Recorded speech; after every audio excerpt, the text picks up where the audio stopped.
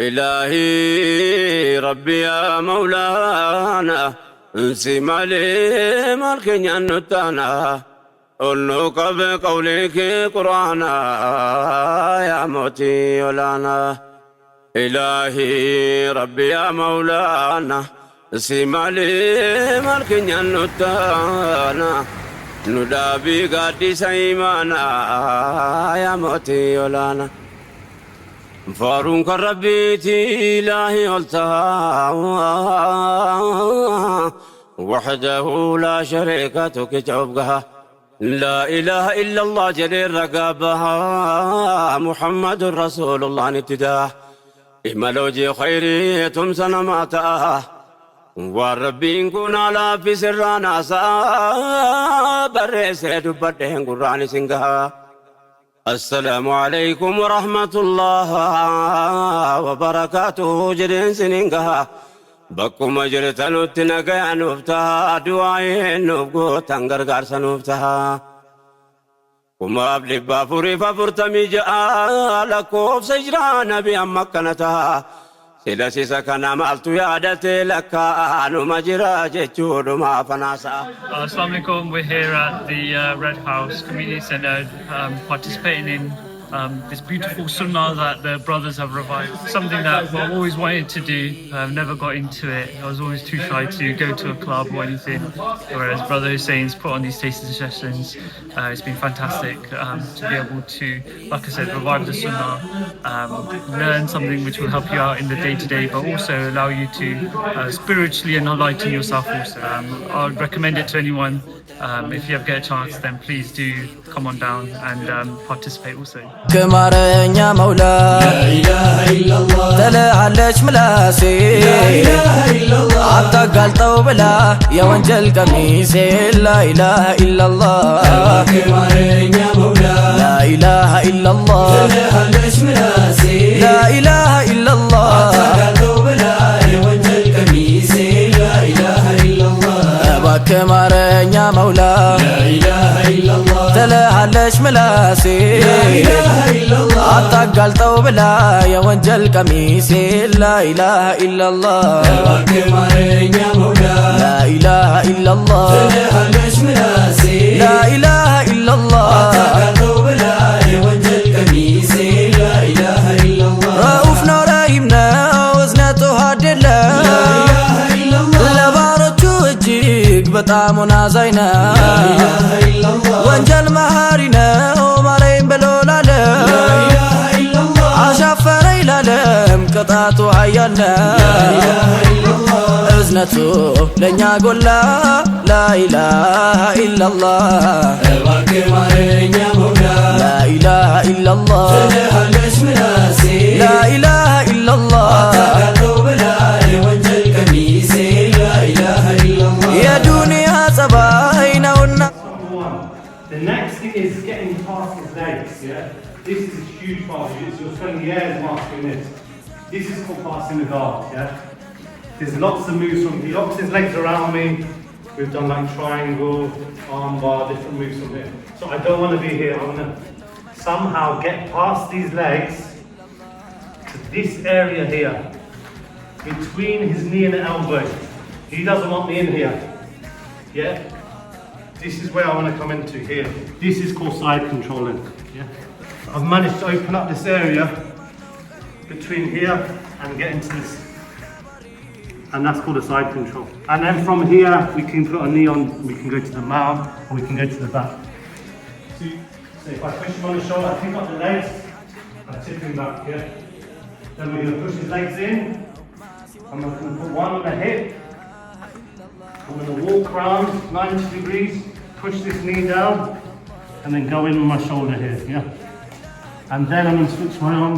لا إله إلا الله يالله የምትመስል ብዙ ብዙ ሲሳይ لا إله إلا الله ጊዜያዊ ደስታዋን አይቶ የደለለ لا إله إلا الله ከጀሃነም ጉድጓድ ወሰደና ዶለ لا إله إلا الله ማምለጫ የለው መላ لا إله إلا الله እባክህ ማረኝ መውላ لا إله إلا الله ተለዓለች ምላሴ لا إله إلا الله Last week we said despite fighting in 29 ghazwas, he only took the life of one man in his whole life. That's the majority opinion. So how do we reconcile the two then? Yeah, he's fighting on the front line every battle, but he only took one life in his whole life, subhanAllah. The ulama and the scholars say he wasn't sent to take lives, he was sent to preserve life. MashaAllah. He was sent to preserve life, and no man in human history has been more concerned with preserving lives than our Master Sayyidina Muhammad. Preserving the lives of his most beloved companions, but also preserving the life of the enemies who are trying to kill him. He's trying to preserve their lives, subhanAllah. Yeah, because if you look at it, majority of his enemies, they become Muslim, don't they? Hazrat Umar, Hazrat Khalid bin Walid, Hind, Abu Sufyan, so many. By the end of his life, his end of his mission, he's got 124,000 companions. That's a lot, subhanAllah. 124,000. So he's not there to take lives and make mountains of skulls like the Mongols when they used to come. They were putting terror in people's hearts. No, he was there to take hearts. He was collecting hearts, subhanAllah. وَمَا أَرْسَلْنَاكَ إِلَّا رَحْمَةً لِلْعَالَمِينَ. He's sent as a mercy to all the world. And even in the one life he took, we mentioned last week, Ubay ibn Khalaf, he didn't stab him and chop him in pieces and chop him up. What did he do? He just had one scratch on his neck. Subhanallah, how merciful can you? One scratch on his neck, and then through the will of Allah subhanahu wa ta'ala, when he's riding back, he falls off and he dies. So I was just going to read from the book, Prophetic Grappling. One of our good teachers, very good friend, Ustadh Hussain, he compiled it. And it says in there actually that in his life, he took part in 29 ghazwas that we said, but there's only actually fighting in 11 of them. That's the first amazing thing, yeah? So often they would get ready, they'd go marching 1-2 weeks, they'd get there, and our Prophet he wasn't bloodthirsty, yeah? They would have the two generals, armies would face, and they'd have terms. And in the majority of cases, if you could get them to agree with terms, there'd be no bloodshed. So only 11 of them there's actually fighting. All the 85 battles, guess how many people killed on both sides? 1,700. Less than 1,700. And I've heard Shaykh Ibrahim of CF also saying less than 1,000. Yeah, that's nothing. Yeah, you look at the World War I, World War II, millions, literally millions of people died. And it says the whole of the Arabian Peninsula was taken at the cost of less than 250 men on the battlefield, the Arabian Peninsula. And the book describes it beautifully, but it says there is no account in history of someone who had so much concern for human well-being as Sayyidina Muhammad in terms of the lack of loss of lives from military campaign. So subhanAllah, the historians, they'll say he was bloodthirsty, he spread Islam with a sword. It's nonsense really, subhanAllah, because the way he was trying to preserve the life, and this was a region of instability, it was tribal. So in order to bring a civilized society, peace, well-being, there had to be some conflict.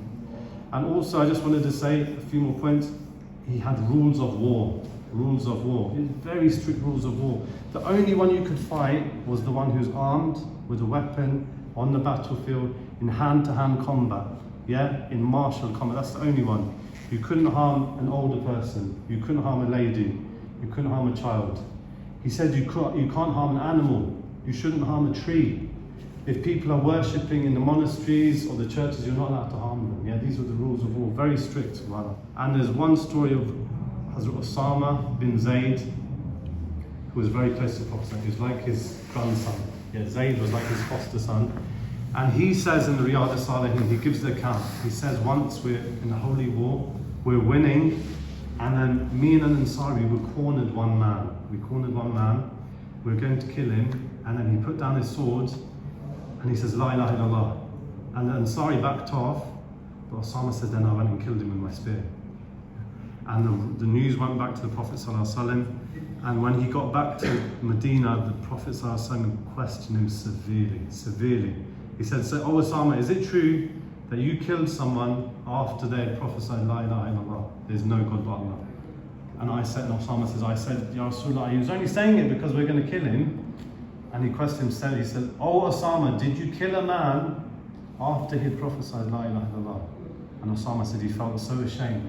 And the Prophet ﷺ even says, why didn't you cut out his heart cut open his heart and see if he's being sincere or not. Why didn't you do that? Oh, no. So Osama said, I was so ashamed, I wish I didn't become Muslim until that day, actually. So I said, so many examples of mercy, honour, and we compare that to today. I was just reading 77,000, I think, have been killed now. You know what I'm talking about, 77,000. And they're not, vast majority aren't even armed soldiers. These are civilians, babies, women, children, old men. That at the time of the Prophet ﷺ is like unfathomable. That could not happen. Civilians of that scale. And in 85 campaigns, not even 1,000. So maybe get some inspirations inshallah from this story. We have to be soft, we have to be merciful, gentle in every deen we have in life. Yeah? Even when we come here, we start, we go hard, it has to be controlled. There's got to be controlled aggression. We're fighting with our brothers, they need to go work the next day, they've got to go back to their wives, kids, yeah? So even then, we've got to be controlled, watch our elbows, our knees. We go hard, but you do it in a controlled way. We're not trying to injure anyone. I mean, Allah, Tawfiq al-Fatiha.